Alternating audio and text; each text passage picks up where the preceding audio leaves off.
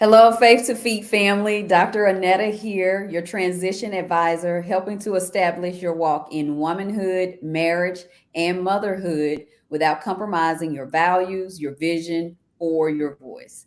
So, today is our second day of navigating necessary U turns. Yesterday, we were talking about those U turns in our personal life, but today we're going to be talking about those necessary U turns in our professional life. Mhm. And we have the expert herself, Dr. Theoria Cason. Welcome, Dr. Cason.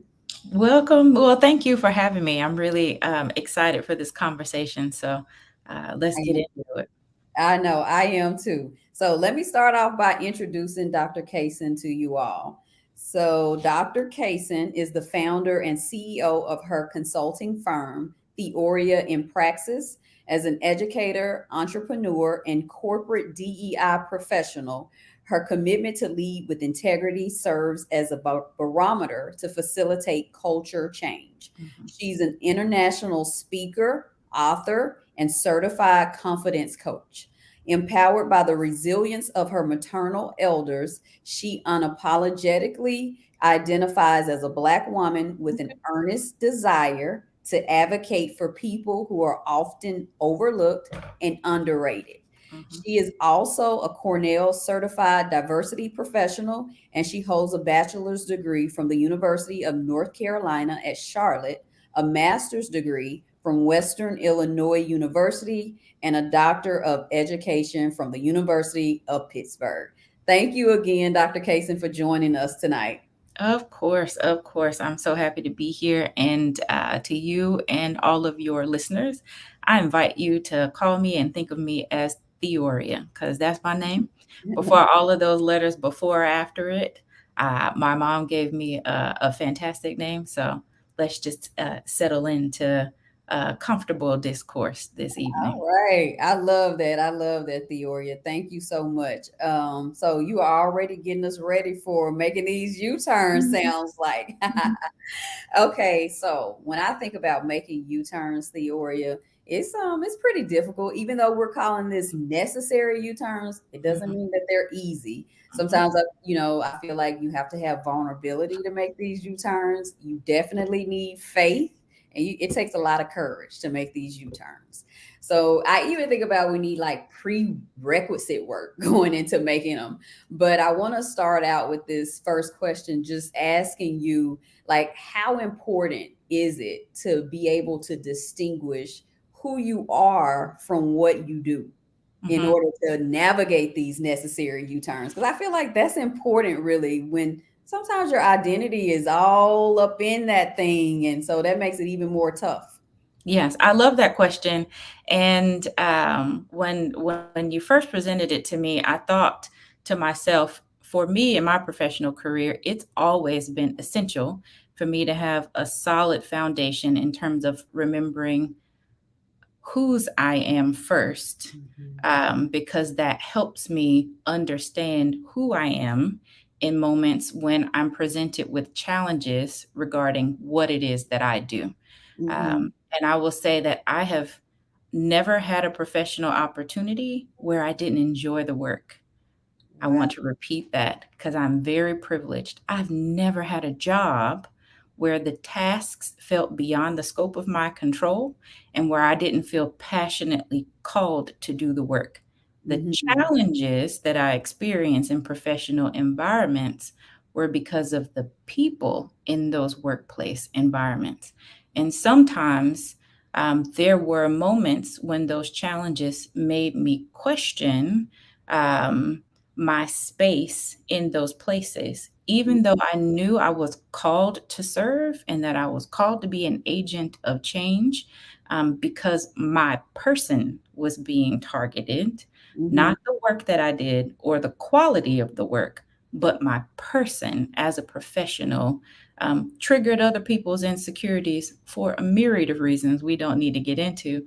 Um, and me as a human being was being devalued in those Mhm. spaces.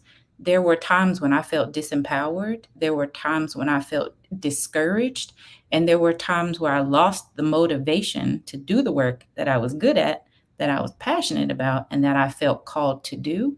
And in those periods of time, moments when I really struggled to show up, um, I had to remember that I was representing the person to whom I belong, and that's my Savior.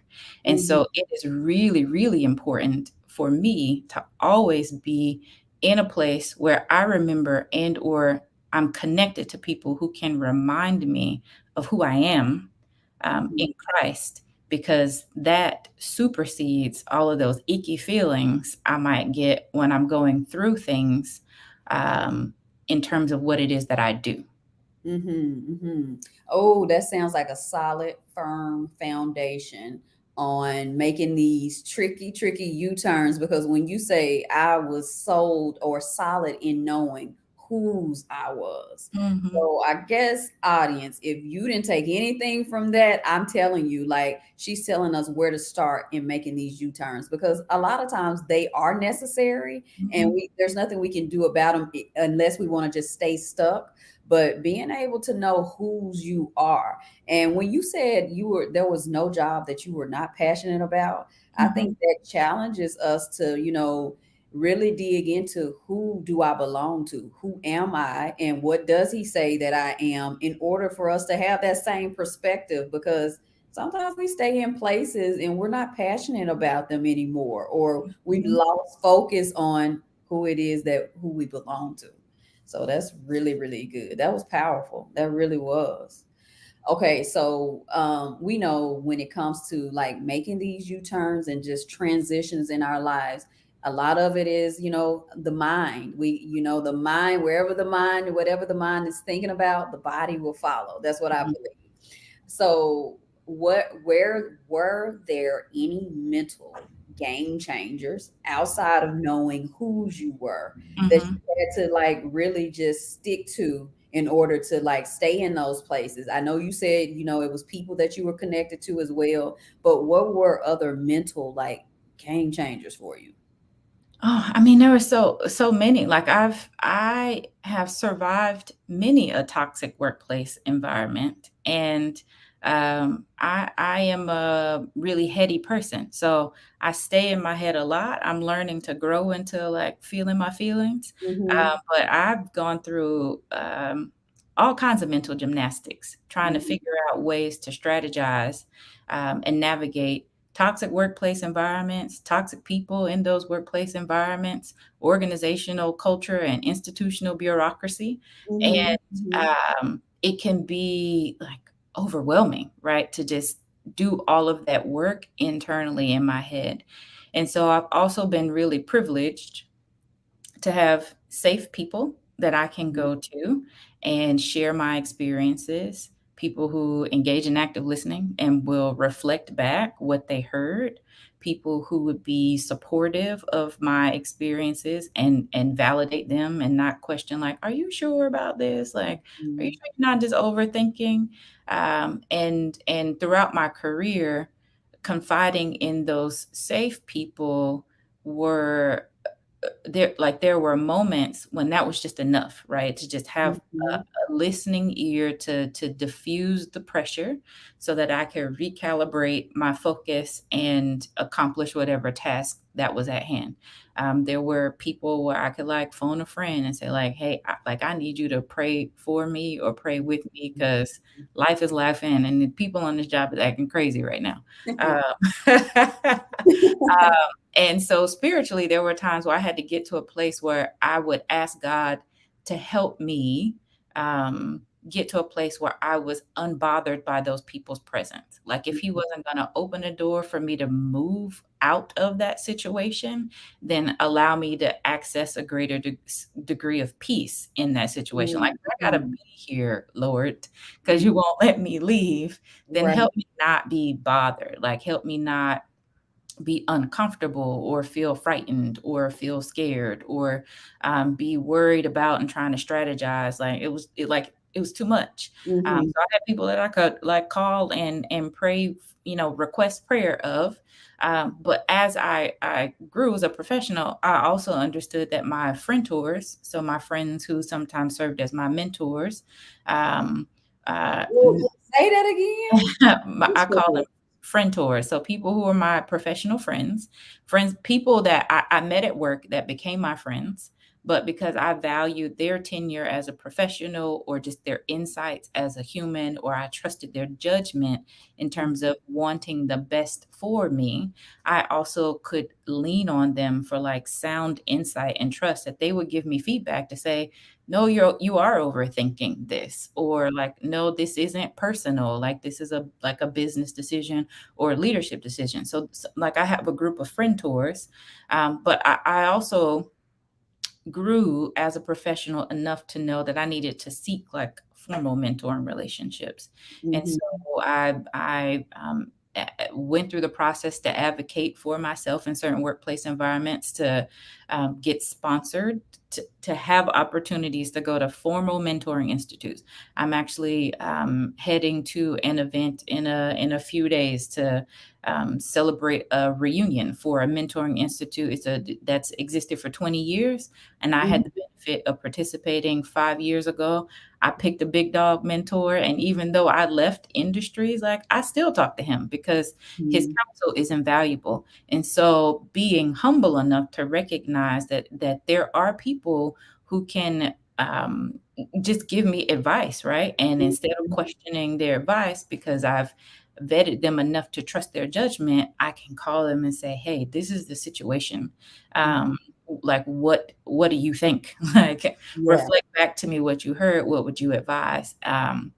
So I've also gotten to a place where I have mentors and coaches. And I eventually grew to a place where I found it necessary to make the investment in myself to hire people as coaches, Mhm. either one-on-one coaching or participating in group coaching programs, so that I could glean as much wisdom from people who have done it longer than me or tried it before I did, Yeah. so that I can capitalize on their learning curve to get there faster, or minimally learn from their mistakes, what it is that I don't want to do and how I don't want to be, so that I can make more efficient decisions about how I want to show up when I step into the next phase of a professional opportunity. Wow, that was such a blueprint. I feel like that was such a blueprint, and it was step by step guide. You talked about having active listeners in Mhm. your life that were important. And I feel like you started off with the safe space and the active listeners, but you went down and you talked about the people that you could really trust and that would not gaslight you. So I'm trying to just replay this back in my head because these were real steps, and you got to the bottom where you said growth as a professional. You kept, saying I need to grow still, even in these environments where I don't like them, they don't feel good. And I Mhm. think that that right there was so powerful, because sometimes even in God, he there's a scripture where he says that he allowed the wheat and the tare to grow together. And Mhm. sometimes we want to take ourselves out of those situations where it feels just like tough and Mhm. hard. And I feel like as you listed those steps, and even I skipped a few, you said call on God. You had some friend tours, and you actually had to learn how to trust. All of that right there, it just felt so comprehensive. And it felt like a guide that you were giving me and my audience that we could step into and take one step at a time and be successful in our professional careers. And I'm appreciative of that. Like, this feels like Awesome. a mentorship right now. All right. Yeah, yeah, I I like like it. it. I like I it. like That was it. really, really good. That really was. I hope you all will be able to go back and replay that, because I know it was a lot, but I'm going to do my best to put it all in the description. We're live right now, but that was really good. I really appreciate that, Theoria. You're welcome. Really, really thoughtful. So what have been some signs, Theoria, for you that have made you aware or alerted you to, I've done all the, counseling, got the wise Mhm. advice or the wisdom from other people. I really do need to reroute though. This Yeah. needs to be what have been some signs? Um, Let me reflect back on, because there have certainly been pivotal moments in my career, where I just there's an analogy that I will offer.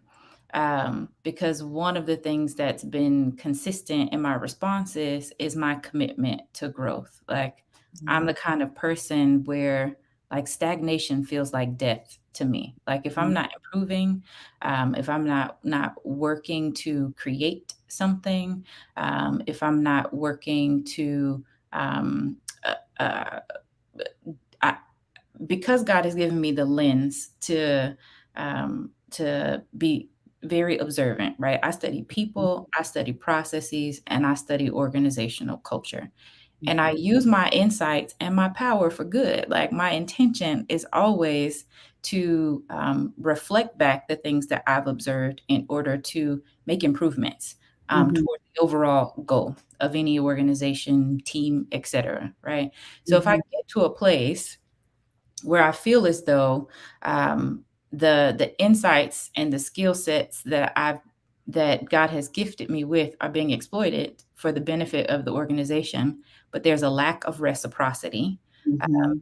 that relationship, then I start to evaluate like where can I find additional opportunities to be poured into so that I Mhm. don't become stagnant, right? So that I don't become the tool that is being used, Mhm. but I'm being worn out and worn down because like that never ends well, right? Mhm. Like when Right, right. I intentionally include in the bio that I share that I have a passion for advocating for folks who are overlooked and underrated because I have the lens to see within an organization where there's untapped talent and where there are people who are being overlooked and underrated for their skill sets and the contribution and the value that they add to an organization. And there isn't reciprocity. Like seed time and harvest time is real. And so when there have been moments in my career when I'm just like, there's a real, I've sown a lot, but the harvest isn't coming in a variety of ways. And I feel like I'm not growing, right? And I Mhm. feel like I don't have the capacity to expand or grow, or even worse, moments where I felt like I've been sabotaged or intentionally contained, Mhm. where people have intentionally tried to interrupt opportunities for my growth. Um, it's like the analogy is like, when you have a potted plant, Mhm. that has grown to the point where, like, the root system needs more space, right, to Mhm. Mhm. spread, and the soil needs, like, new nutrients in order for that plant to continue to go through those necessary life cycles. There have Mhm. been critical moments in my career where I felt like that potted plant, where I Mhm. wasn't getting the nutrients that I needed, and where I recognized that the leadership within the institution or the institution overall had nothing more to offer. Mhm. And I began to seek other opportunities. Now, I was very blessed that in one institution, when I felt those moments, because those organizations didn't have anything to offer at that time, opportunities were created for me. Uh, Mhm.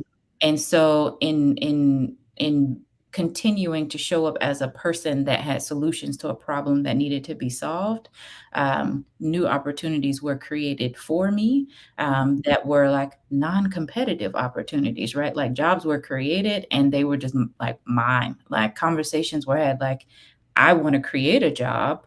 I want to appoint you to it. I was hoping you could help me write the job description. Like that's how good God is. Mhm. It has been to me in terms of um, to use a common Christian Christianese phrase like your gifts will make room for you. Like Mhm. that's been true in my career, which is why I can say I've never had a job that I wasn't passionate about or that I didn't feel called to, because opportunities were literally created to match the skill set that I could offer at that time, and to also stretch me in such a way where I could cultivate new skill sets.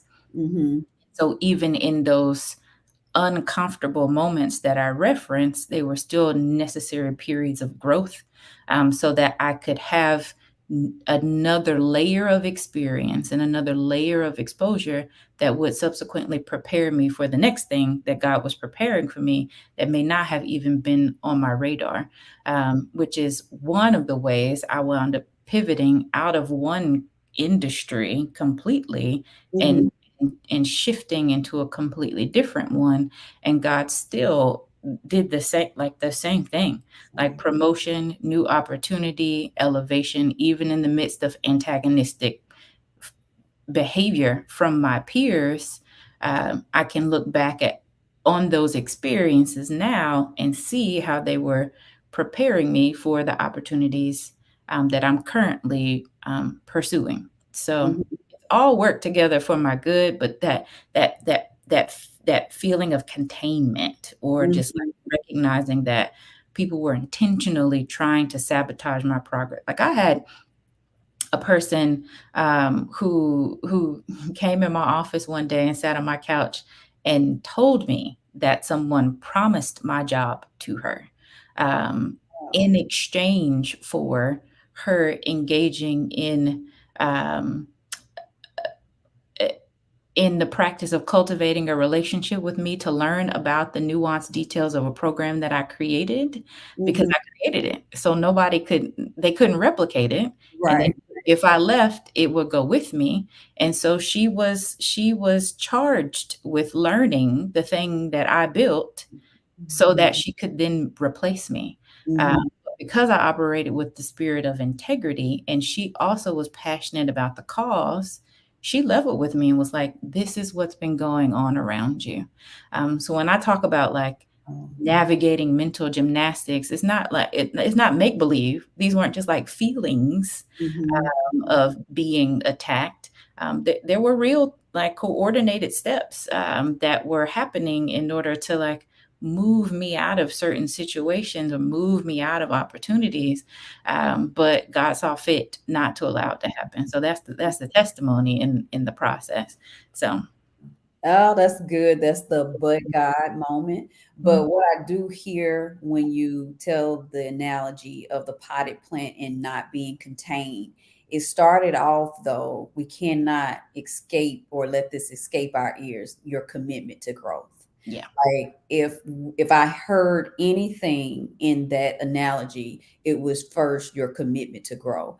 And faith to feed family, if you heard anything, I hope you heard that. So we have to be committed to growing in order to recognize that my roots are too much for this pot, right? Because if Mhm. we not made that commitment, we would be okay with that. And then you were talking about how you were observant. I think that that's another part of these necessary U-turns is for us to be observant. Like if you think about on the highway making those U-turns, you got to be looking around who's coming because sometimes they can be illegal, really, right? Yeah. But being observant, that was good because what I heard was the discernment that you had, the Mhm. discernment of the time, the discernment of the season, and discernment of just the situation around you, and then just the preservation of your value, though. Mhm. I love that story because I'm just really hearing just you did not allow your value to erode by those situations that were taking place. And I got to tell you, that's another tip. That's another jewel that she's given us. She's speaking so like gently and softly. So you may not even be like getting that.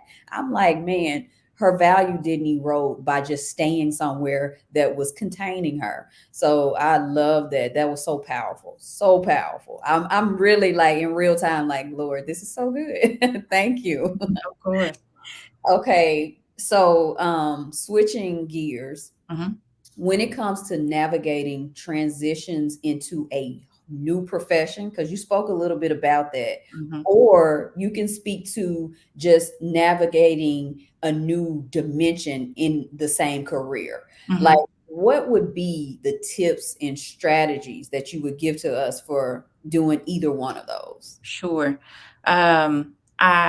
I would say remember that whenever you're going into a new level within the same organization or profession, or pivoting, it's important to be mindful of the value that you add, right? And the skill set that you bring to that organization, and to advocate for yourself in the negotiation process. But then Mhm. when you get there, remember that the people within that organization, while they may not have the same skill set, if you're the new kid on the block, right, they have a level of expertise that you don't.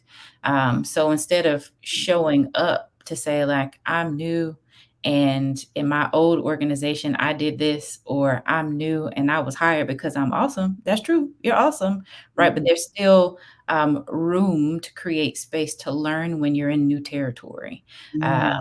And taking time to pause and take in, like, who the real, like, decision makers are, because sometimes it's not always the person with the highest title. And Mhm. so really spending time to study how the culture of the new team or the culture of the new organization really flows. Like, every organization has a rhythm. So studying the rhythm of that organization, Mhm. when there are consistent patterns of behavior for change. Sometimes the consistency within the organization is change, and you can measure and learn to anticipate critical changes within the organization down to a timing, to a clockwork, if you study the leaders and if you study the decision makers. If you know every 6 to 8 weeks, historically, like in my first 30, 60, or 90 days, every 6 weeks we've made a change, right? Every 6 to 8 weeks, the plan that we thought was going to be the plan and the roadmap suddenly gets updated. Pay attention to those patterns, because as human beings, we are creatures of habit and we are creatures of comfort, and Mhm. we always have an inclination to default back to what's familiar. Mhm. So learn the patterns of familiarity for the people who've been within that organization longer than you have, and it will help you develop a strategy for how you can exercise your skills, but also cultivate necessary relationships in order to be effective, because you will need those relationships. You don't always have to be in agreement with all of the ideations of the people within an organization, but it is important to study the culture of that organization and Mhm. to demonstrate that not only do you have a set of expertise, but you're willing to learn from the other individuals who also have invested their time and their tenure.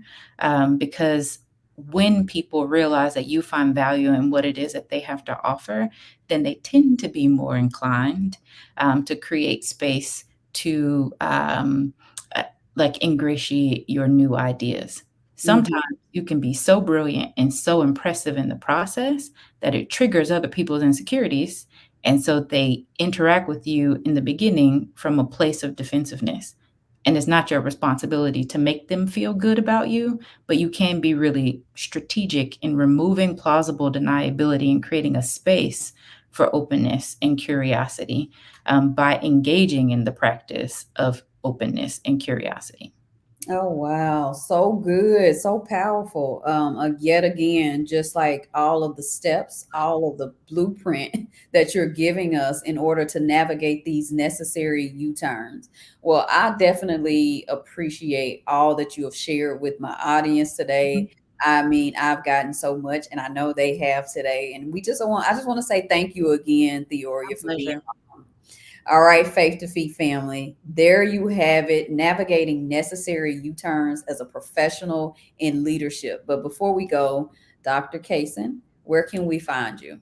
Oh, you can find me on LinkedIn at Dr. Cason. Actually, I think my LinkedIn handle is Dr. Theoria Cason. I'm on Instagram at Theoria Cason. I'm on Facebook at Theoria Cason. Really, if you Google Theoria Cason, you'll find me. My website is theoriainpraxis.com. And I welcome any outreach from this communication on any of those platforms. Okay, thank you so much, Faith to Feet audience. All of her information will be in the description box. And don't forget, we have the Navigating U Turns in Life Masterclass on Thursday at 7 o'clock. That will also be in the description box after this. All right. Thank you again, Theoria. Thank you for having me. All right, Faith to Feet family. Peace.